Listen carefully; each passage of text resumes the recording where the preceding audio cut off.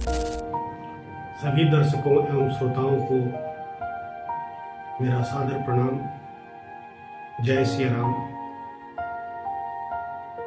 मित्रों,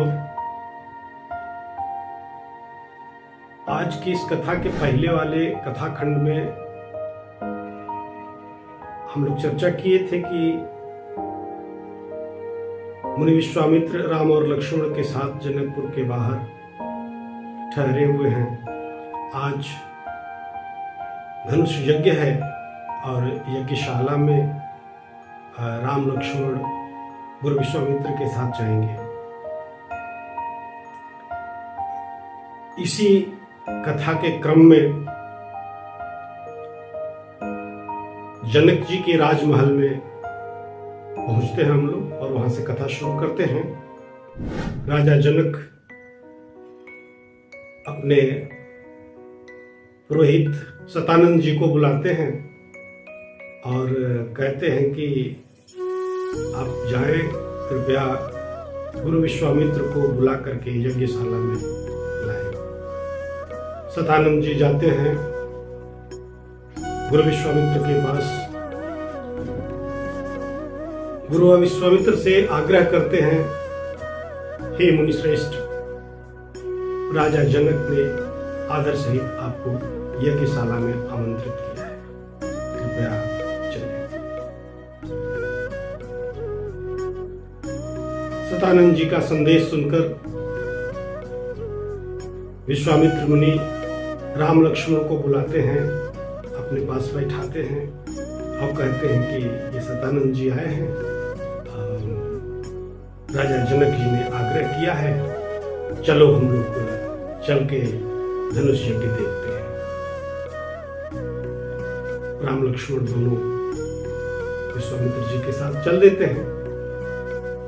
चलते चलते विश्वामित्र जी कहते हैं कि देखें आज ईश्वर किसके हाथों धनुष भंग करवा करके उसको बढ़ाई देते हैं। उन्हें विश्वामित्र की बात सुन करके लक्ष्मण जी कहते हैं कि हे गुरुदेव, आप जिसको आशीर्वाद दे देंगे उसे ही ईश्वर अपना आशीर्वाद प्राप्त करके उसको यशस्वी बनाएंगे।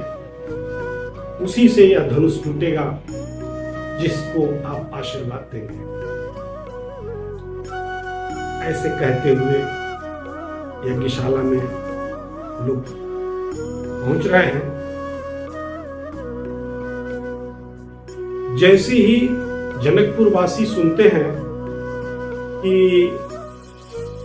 राम और लक्ष्मण नाम के जो दो राजकुमार कल देखे गए थे जनकपुर में, वो दोनों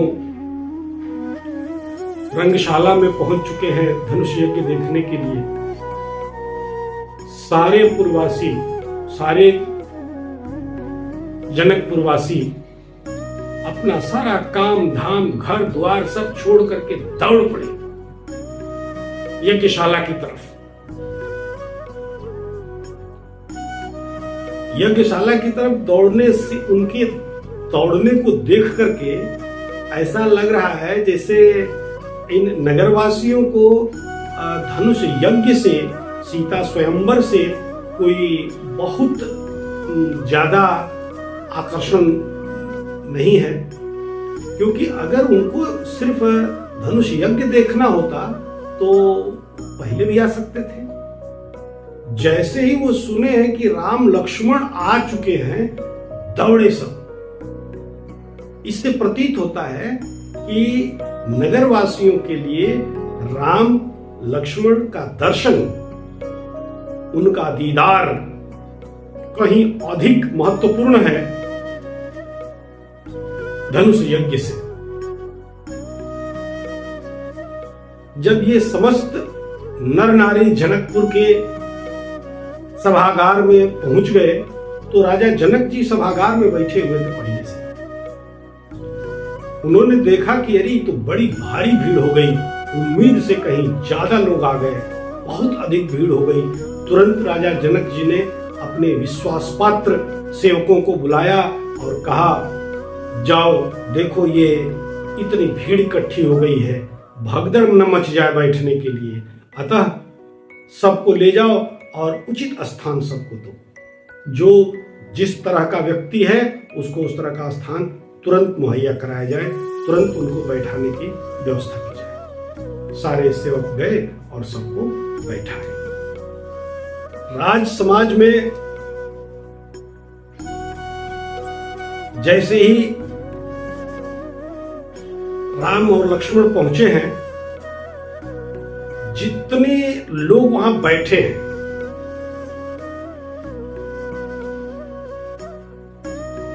यज्ञ में भाग लेने के लिए, राजा महाराजा आए हैं, पुरवासी आए हैं, कुछ और लोग सिर्फ देखने के लिए आए होंगे। राम जी को देख करके सब के सब मंत्र मुग्ध हुए चले जा रहे हैं। लेकिन खासियत देखिए कि राम जी को लोग कैसे देख रहे हैं। अलग अलग लोग, जितने प्रकार के लोग हैं, जितनी सोच के लोग हैं, उतने प्रकार से राम जी का दर्शन लोग कर रहे हैं, राम जी को देख रहे हैं। कैसे? स्वामी जी कहते हैं, देख रूप महारण धीरा मनो वीर रस धरे शरीरा। जो महावीर राजा महाराजा वहां बैठे हैं, उनको ऐसा लग रहा है राम को देख करके कि स्वयं वीर रस जो है शरीर धारण करके आ रहा है।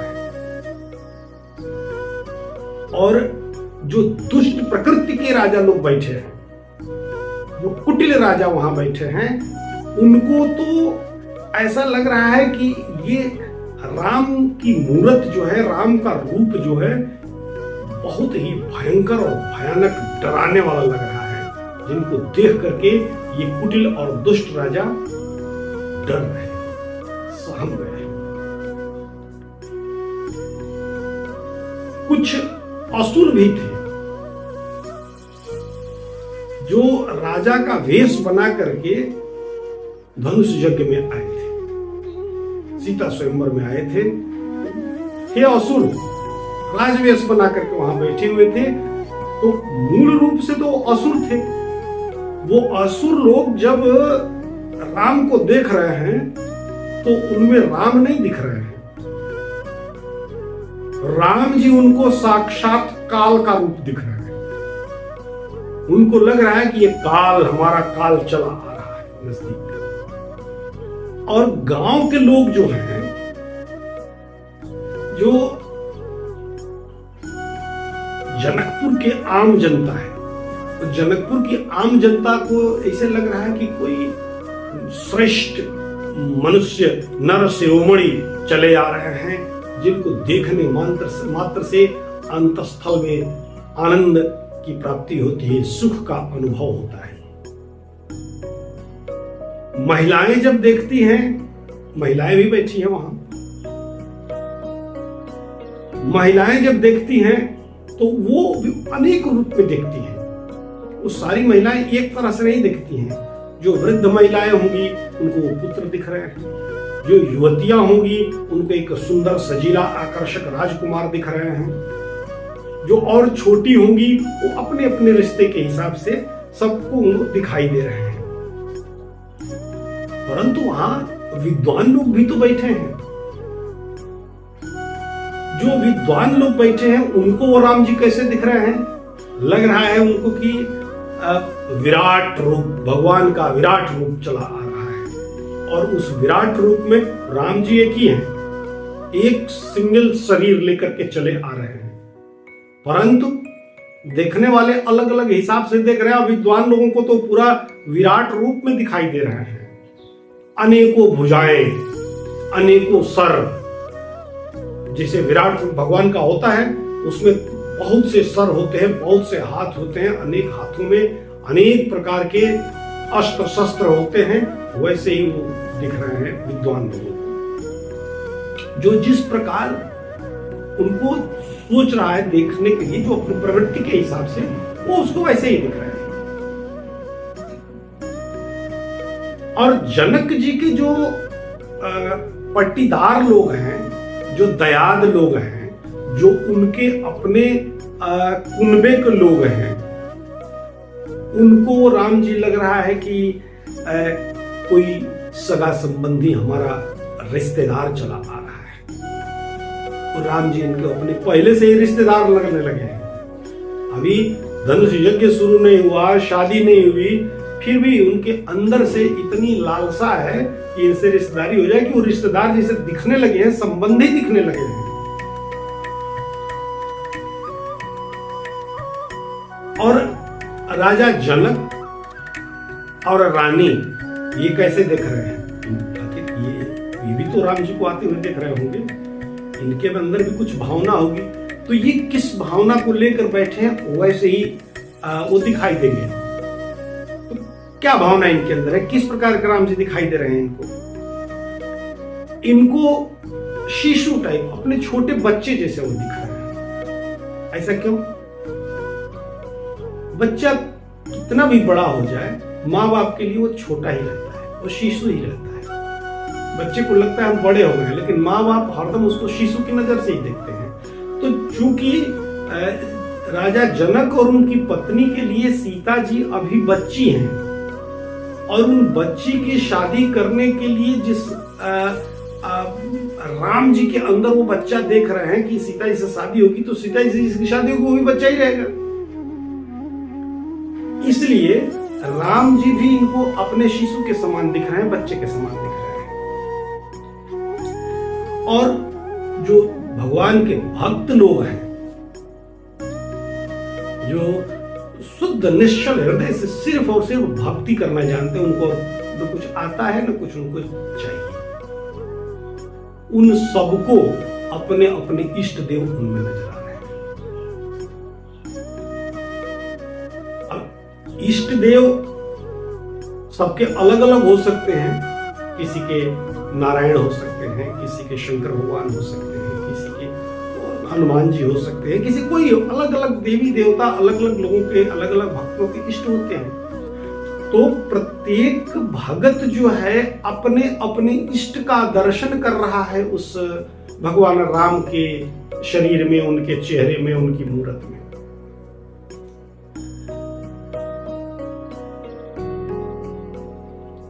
अब गोस्वामी जी कह रहे हैं कि आखिर हम जितने लोग बैठे हुए हैं सबकी अपनी अपनी भावना है। अब कितने लोगों की भावना हम इसमें लिख लिख करके अलग अलग बताएं, इसलिए उन्होंने बहुत सहज और सरल शब्दों में कह दिया कि जिनके रही भावना जैसी, प्रभु मूरत तिन देखी वैसी, इसकी जैसी भावना है भगवान की मूरत उसको वैसी दिख रही है। और ये यथार्थ भी है। आप भगवान को जिस रूप में देखना चाहे, जिस रूप में उनको अपना इष्ट माने, जिस रूप में उनको अपना भगवान माने, आपको वो उसी रूप में दिखते हैं। इसीलिए गोस्वामी जी कह रहे हैं कि जिनके रही भावना जैसी, हरि मूरत तिन देखिए तैसी। ऐसा ही भी है, जो जैसा चाहेगा वैसा देखेगा। जब ये सारा कार्यक्रम चल रहा था, भगवान को देख करके अपने अपने भावना के अनुसार जब लोग उनको देख रहे थे, उसी समय जनक जी उठे, क्योंकि अब इधर से एक तरफ से विश्वामित्र राम और लक्ष्मण को लेकर के चले आ रहे हैं, सभा मध्य की तरफ चले आ रहे हैं। उतने देर में ये सारे लोगों ने अपनी अपनी भावना के हिसाब से देखा है। जनक जी उठते हैं, जनक जी अपने आसन से उठते हैं और जाकर के विश्वामित्र जी के पास खड़ा होकर प्रणाम करते हैं। इस धनुष यज्ञ की अपनी सारी कथा, अपनी सारी बात उनको बताते हैं, समझाते हैं। और उनको वो रंग महल, रंग भूमि दिखाने के लिए लेकर के चलते हैं मुनि विश्वामित्र को। चूंकि मुनि विश्वामित्र को वो यज्ञशाला, रंग भूमि वो दिखाने के लिए लेके चलेंगे, तो साथ साथ राम लक्ष्मण भी जा रहे हैं। अब राम लक्ष्मण जब चल रहे हैं तो सारे सभा के लोग जैसे वो होता है ना सूरजमुखी का फूल, जिधर जिधर सूर्य रहता है सूरजमुखी का फूल का मुंह उधर उधर होता जाता है। ठीक वैसे ही जिधर जिधर राम जा रहे हैं समस्त उपस्थित राज समाज और जो नगर के लोग हैं वो सब लोग वैसे राम की तरफ देखते चले जा रहे हैं। अब एक भगवान ने एक वहां पर एक लीला किया है जो कोई समझ नहीं सका है।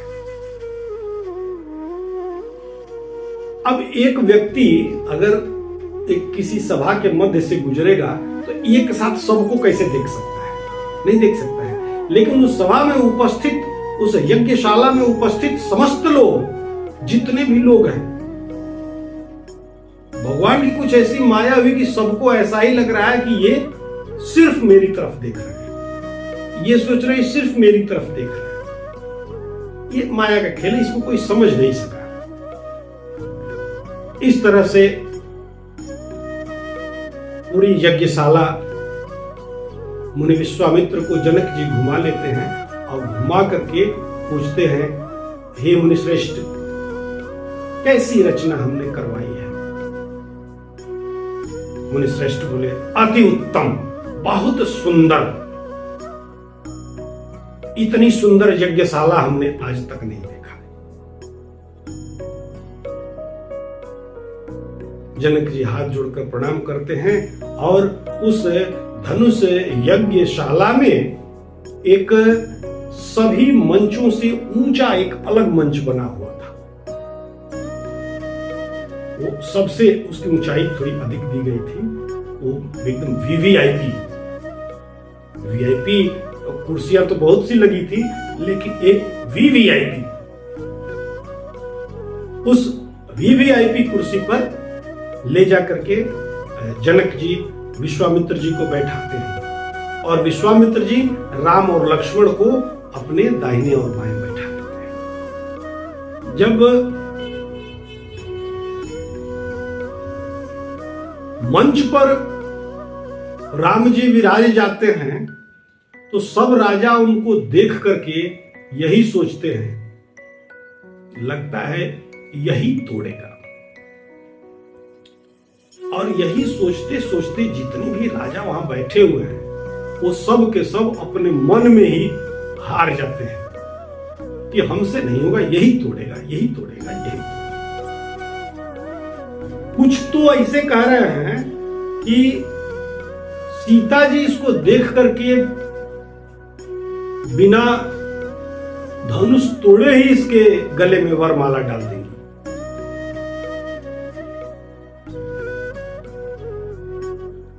उनकी यह बात सुनकर के कुछ दूसरे राजा हैं जो अविवेकी हैं, जो मूढ़ हैं, वो इस चीज को समझ नहीं पा रहे हैं। वो कह रहे हैं कि अरे ऐसे कैसे हो सकता है भाई, अभी तो वो इस धनुष को कोई तोड़ दे तब तो ब्याह कठिन है, ऐसे थोड़े ना हम लोग छोड़ देंगे। सीता जी को ऐसा थोड़े, इतना आसान थोड़े कि कोई धनुष तोड़ दिया ब्याह के लेके चला गया, ऐसा नहीं होने देंगे। लड़ाई होगी, युद्ध होगा, उसमें जो विजयी होगा वो इनको ले जाए। ऐसे ही तरह तरह की बातें हो रही हैं।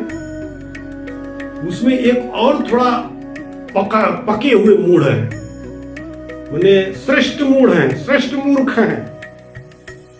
वो क्या कह रहे हैं कि अरे ये राम, ये क्या चीज है भाई, हम तो इस सीता जी से ब्याह करने के लिए, सीता जी को यहां से ले जाने के लिए एक बार हम काल से भी लड़के उसको जीत लेंगे। ऐसे बड़ी बड़ी शेखी बखार रहे हैं सब। तो कुछ जो बुद्धिमान राजा बैठे, जो वास्तव में विवेकी हैं, जो बुद्धिमान हैं, जो ज्ञानी हैं,